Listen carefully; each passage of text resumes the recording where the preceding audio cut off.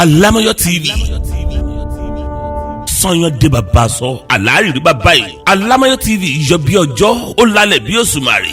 Alamayo TV ìkànnì alárààgbà ìdá tí wọ́n ti ń gbé àṣà àti ìṣe Yorùbá lárugẹ. Oríkì orílẹ̀ ṣíṣe àpọ́nlé àwọn lọ́balọ́ba wa. Ìtàn àtẹ̀rẹ́ oníṣe pẹ̀lú orin tó ní ìgbà tó bá gbà mú gbogbo ẹ̀ lórí ìkànnì Alamayo TV lẹ́ ó ti máa wò ó. Ó yá ẹ máa bá wa ká lọ.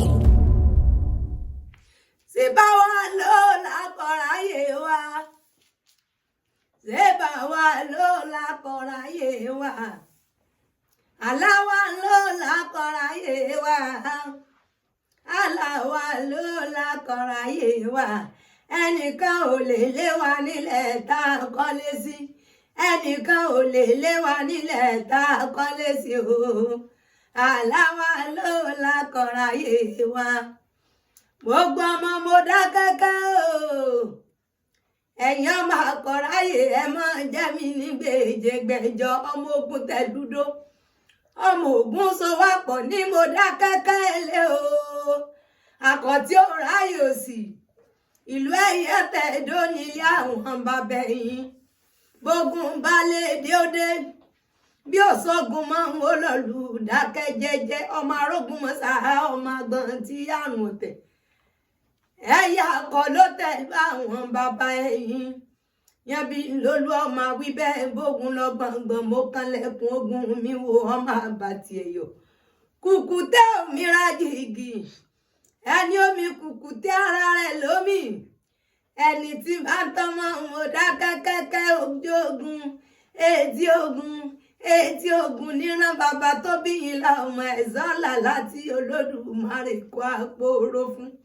a kì í pagbọ̀n lágbọ̀n ní mo dá kẹ́kẹ́ lé ẹni ó bá pagbọ̀n lágbọ̀n ebi ogun níran bàbá tó bí yín lọ́mọ ọmọ arógun mọ́sá ọmọ akúdágbẹ̀dù àkàlà ọ̀rọ̀ wọ̀ sí làkọ̀ráyé mọ́mọ́ kọ ọ̀rọ̀ wọ̀ sí lọ́mọ mo dá kẹ́kẹ́ onífẹ́ wọ́n lọ́mọ arógun mọ́sá rorò wọ́n lọ́mọ àkọ̀ráyé rorò ọmọ ogun sàáròrò mọ́mọ́ tọ́ ọmọ arógun mọ́sá ọmọ akúdágbẹ̀dù àkàlà ọmọ akúròǹdógún ọmọ asùnròǹdógún ọtí ò tán níbi kàlà ákú sí ní ibi abákú sí ní ìṣẹ̀lẹ̀ ẹni bápò tómi lẹ́rù mi ò jágun ọba bàbá ẹ̀yìn ọfà ò tómi lẹ́rù mi ò yẹ̀nà ọmọ akúfọ́nrin ní bàbá yín jẹ́ akúfọ́nrin wọn ò léèpo akúfepo tẹ́lẹ̀ kò tó ǹjọ́ ogun bá mi nígbó ní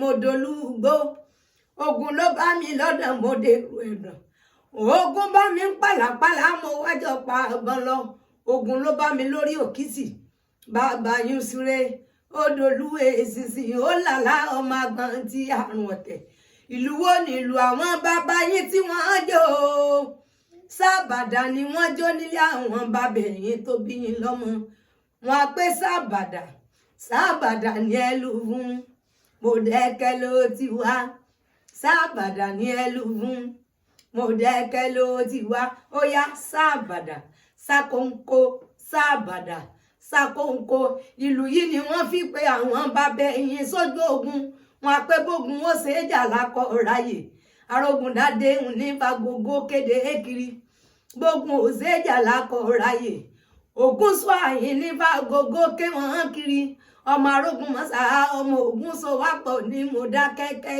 ilé. Alamayo TV. Sọyàn dé bàbá sọ àlárìrí bàbá yìí. Alamayo TV yọ bí ọjọ́ ó lálẹ́ bí òṣùmàrè. Alamayo TV ìkànnì alárààgbà ìdá tí wọ́n ti ń gbé àṣà àti ìṣe Yorùbá lárugẹ. Oríkì orílẹ̀ ṣíṣe àpọ́nlé àwọn lọ́balọ́ba wa. Ìtàn àtẹ̀rẹ́ oníṣe pẹ̀lú orin tó ní ìgbà tó bá gbà mú gbogbo ẹ̀ lórí ìkànnì Alamayo TV lẹ́ ó ti máa wò ó. Ó yá ẹ máa bá wa ká lọ.